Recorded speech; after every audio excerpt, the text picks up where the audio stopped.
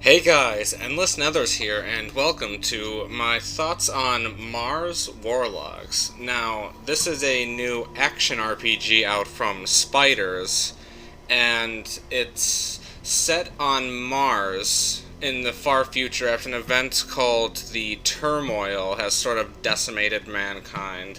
So, expect to see a lot of dystopian, crappy lifestyles in this video. Now, this game is $20 on Steam, and it's the studio's first game, so I kind of went into this a little bit cautious. And I'll let you know right now, it's actually not that bad. So, first thing we're going to do, let's take a look at the options menu, because this is a port from console, so, gotta watch those options. You got controls, typical stuff, keyboard, camera. Now, let's see.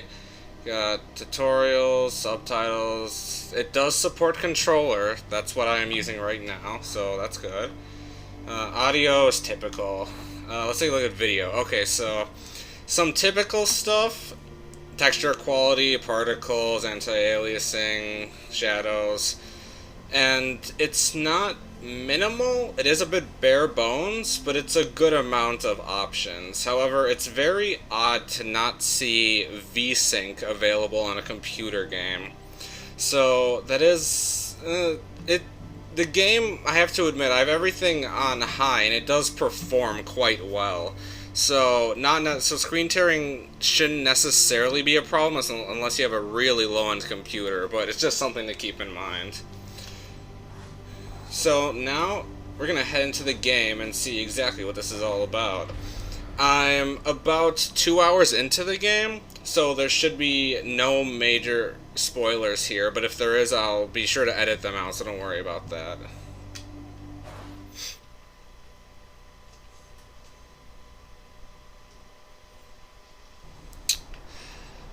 Okay, so first things first. As you can see, the texture quality is okay in some places and not good in other places. Like, if you get close to this wall, you can see it. If you get close up, it's really blurry. However, if you look at something like from afar, like this guy, the guy we're playing as Roy, he looks pretty good as long as you don't get close to him. So, it's a very blurred effect as long as you don't get close. Let's see. So, just gonna head out and do some quests. There is a you can free roam and sprint. Oh. Where do you think you're going with that? Yeah. Put that gun back on the Okay, so there is. Sorry. Your character sort of has two different modes. Not literally, but the way it works is that you either have your weapon out or you don't. If you have it out, then you can sprint and move around really quickly. But if you have it out, then you can't sprint. You can only roll and you move slower. But of course, you need your weapon out to fight. So. Send out a patrol. We can't leave those guys lying around in the tunnels. All right, yeah. Come on, get out of here. So, before we get into some combat, let's take a look at what we have available to our character. Because this is an RPG, and it's definitely... It has a good focus on feats, skills, and crafting, but not so much on the combat, which you'll see in a little bit. But okay, so you can see here you have components. It's a pretty... not basic, but it's not a very original crafting system. You loot components from foes and various debris that you find around the world, and you bring that together to create armor items or improve armor and items. Here you can find a lot of patchwork items. Like, you just find health kits, grenades, traps, and ammo lying around, which I believe you can also craft. Here you can see the different outfits. They have the option on this side to improve or sell them if you wish.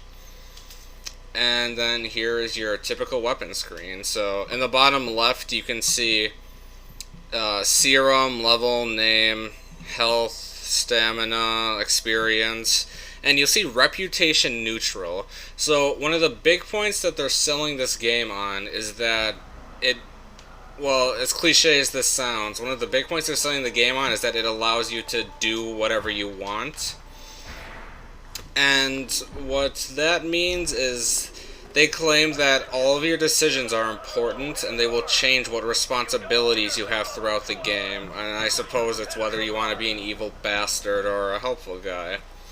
So it is a karma system. It follows you around, and I haven't gotten all the way to the end, but it supposedly has large changes on the gameplay and affects the story. So let's see, where are we going now?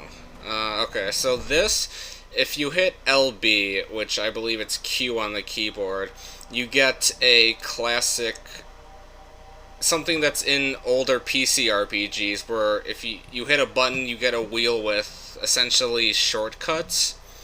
And, you know, it's if you hit it in combat, it slows down combat, and you can do various things. Like you can throw sand in people's eyes to stun them, or you can access items that you've assigned to this hotbar. So it's really nice. I like this. There's no reason for RPGs to not have this, especially if you have a lot of options to use while in combat. That's definitely a good thing. Let's see. Stuck here briefing the poor bastard. Okay. So, let's see, is there anything else to talk about here? Oh yeah, okay, so your character has feats very similar to a D&D style feat, Dungeons & Dragons, if any of you are familiar. As you level up, you get points, and once you have enough points, as you can see, you can access these feats and purchase them, and they have various effects. Like here, let's go down the list. It's nothing special. It's like increases experience you gain in combat, same thing, increases the chance of enemies having loot, unlocks new craftable items, and then, you know, critical hit, wounding. It's typical stuff that you would expect from feats. So that's fun. I mean, I like it, but again, it doesn't add too much into the game. So, since we're on this screen, there are 3 different styles of combat you can focus on. It is the essential rogue, warrior, and mage. Warrior, you know, straight up, you're like in the enemy's face, you're attacking them from the front, you're not hiding, you're in melee. The rogue tends to be stealthy. You can activate stealth mode and attack enemies from behind, which will allow you to do bonus damage if you're a rogue. And rogues can also get some skills that increase the power of their guns, which you can see here. There's 3 different talent trees. So this is the rogue one. You can see like attacks from behind deal more damage, stealth increased, nail gun attacks, armed attacks, a bit more health, sand. So you can see, you know, it's the general rogue idea. So that's pretty fun. This is the warrior tree. I haven't gone into it, so I don't know the advanced skills, but you can see taking reduced damage, more physical damage reduction, and parry. So, you know, the tanky class. Technomancy isn't unlocked yet, but we can take a look at some of these skills anyways. Maximum health regeneration, various shields. So it is the sorcerer. It's this universe's world of sorcery. And you use it, and you cast Technomancy by using Serum, which I have right now, but I guess I just haven't unlocked Technomancy yet. Okay, so let's see, what are we doing? Alright, let's try to get some quests going, try to find some combat so I can show you how that works. So, I will say that combat in this game is pretty boring, and it's not... There is a major lack of variety in combats.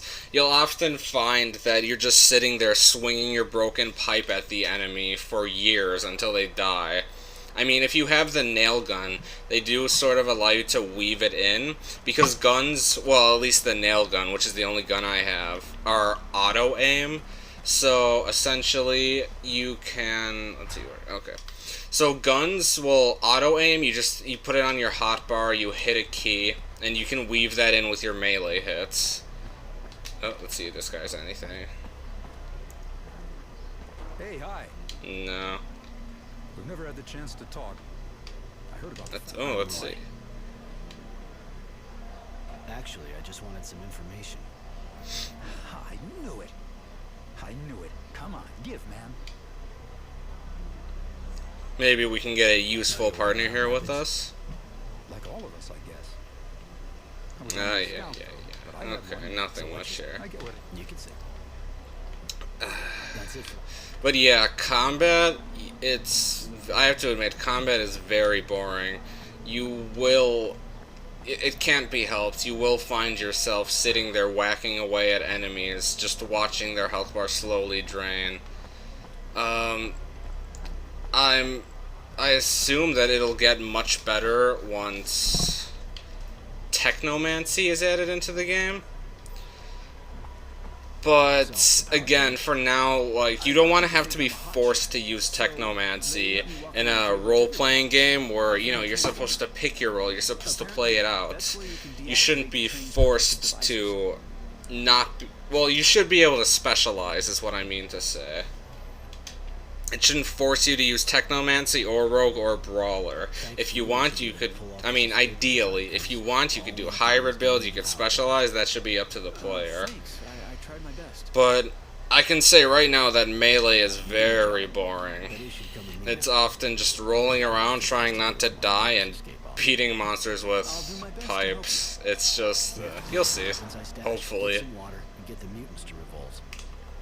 And that is the thing, this game does classify itself as an action RPG, and if you're going to do that, you need to have good combat. It's not fair to the player to be advertising yourself as such, if the combat is the worst part of your game. Diversion, okay.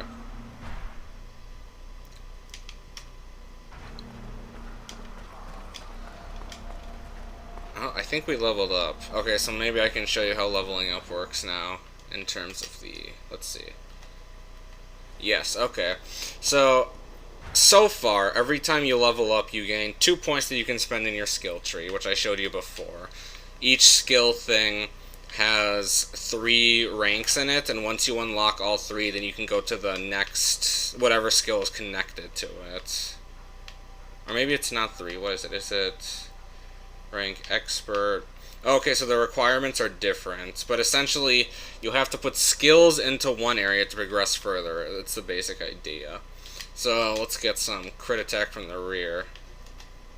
That'll work well. And we don't have enough to get a feat, so we'll skip that. But yeah, that's how leveling up works. It's pretty typical of any RPG. Also, one thing I've noticed is very odd. Every single door in the game is a loading screen, or at least what you would expect to be a loading screen.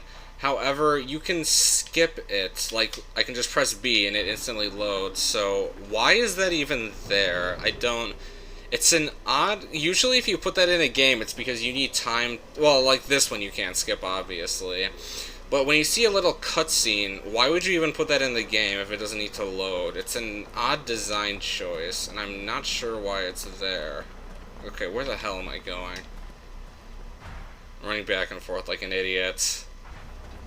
Oh, okay. Controls, at least when you're moving around, are pretty solid. There's nothing outright horrible about the controls. Combats can be a little bit floaty sometimes, but again, if I can find some damn enemies, I might be able to show you that. Okay, we're going over here. Oh, okay.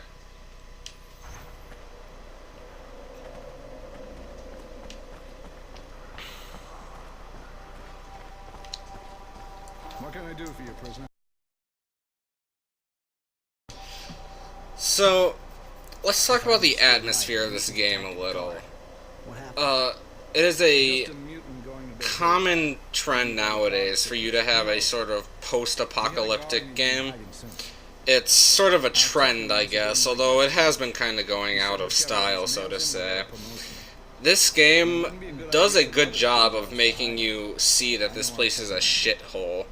It's not necessarily dark per se, but it definitely, just talking to the characters, seeing their personalities, you can definitely tell that this place is a dump and it has seen some hard times. The way they portray it, I would say that some voice acting is inconsistent in terms of the characters.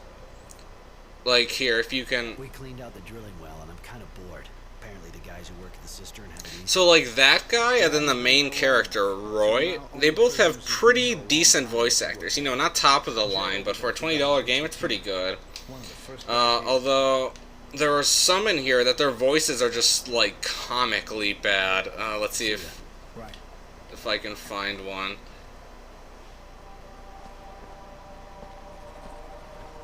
Oh, it's you. Why do I have the feeling that there are better uses Alright, for so a let's go. than turning him into the guard? But yeah. Oh, what's happening here? Fates like yours better keep it hidden. Hey, looky here. It's almost ready to bite. Come on, don't look me in the eye. Drop your eyes or you'll get it. And as you can see, some of the lip syncing and facial movements are a bit odd, but I mean, for a $20 indie game, and as far as I know, it's Spider's first major game, and I think it's pretty good for, you know, a $20 indie game. It's not bad, it's not horrible, but it is noticeable. Alright, let's fight so I can show you some combat.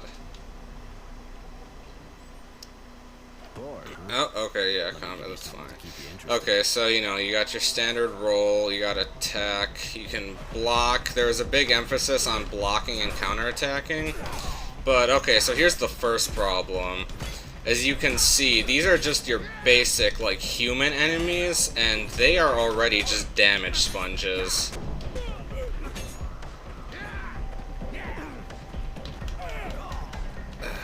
Yeah, it's just... I mean... it's really annoying to just be running around in combats, and then, you know, you're gonna have to use your health regeneration. It doesn't, keep in mind that's regeneration, it's not like an instant health potion, so you're gonna have to kite around. And combat is just too boring, I don't know how else to put it. And if it had just sold itself, oh, I might die here. Throw some sand. Oh god. Okay, so if this game had just sold itself as in RPG, then it would be fine. You know, I wouldn't care. I wouldn't be expecting too much from combat, because, you know, $20 RPG.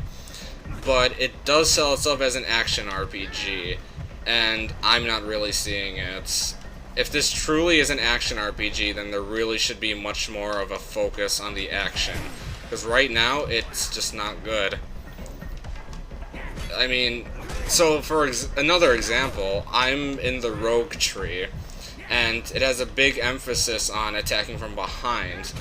But I found that every time you walk up to an enemy, they just turn around and start hitting at you. And so if you're not in stealth mode, getting the sneak on an enemy, it's... Oh, I died. Well, okay, so as I was saying, if you're in stealth mode, and you get the sneak on an enemy, then it's good. You can do that. You get that sneak attack, whatever you want to call it. But if you're just talking about open combat, it's useless. Like, it just doesn't happen. As soon as you walk up to an enemy, they turn around at you. Let me see if I can do this again and try to show you guys.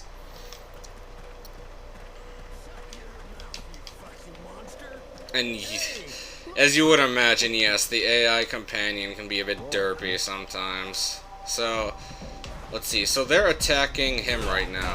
If I walk up, I get, and then right away it just turns around. And, I mean, I can do this. I can keep rolling around and trying to backstab them, but then the companion just dies, and I just don't know how to handle it. It's, I don't know. I really don't like combat. It is very poor, very boring. There's no reason that basic human enemies in the beginning of the game should be complete damage sponges that I have to hit like 10 times to kill while kiting so that I don't die. And if you're gonna make the argument that, oh, you're using a pipe to beat someone's face, and of course it's gonna take a while, well then you shouldn't put that as the main weapon in the game. Like, why would you... If that's gonna be the case, then just make it a game that's focused on guns, so that I don't sit here forever. I'm probably gonna die again. So yeah, I mean, what this game offers you, it's a cool experience. I mean, especially for 20 bucks. But the combat just prevents you from enjoying it. That's the best I can put it. It's very floaty. You don't feel the hits. Enemies do tons of damage. They take tons of damage to kill. I don't know. What I'd say is that don't get it for $20 unless you really like what you see here. But if it's on sale for like $5, $10, then I'd say it's definitely worth a try. You know, it's nothing outright horrible. It is clear that they did put an effort into the game. So, I mean, let them know that. They did put an effort into the game, we recognize that. It's just, they need to work on some things. So, I'm gonna try to wrap up this combat, and then I'll give you my final thoughts on it. Okay, I'm dead. Okay, so yeah, my final thoughts on Mars Warlogs. Options, okay. RPG elements, pretty good. I mean, there's nothing original or new, but everything that you would expect to be in an RPG is there. It's available. Combat, very bad. The only thing that's keeping me from truly enjoying this game. So overall, again, I'd say not worth 20 bucks, but if it drops down to 5 or 10, it might be worth a try. You never know. And hey, if the studio makes some money off of this, they learned from their mistakes, this definitely has potential to be a good sequel. So, you know. Those are my thoughts on Mars Warlogs, and let me know what you guys think of it, and I'll talk to you next time.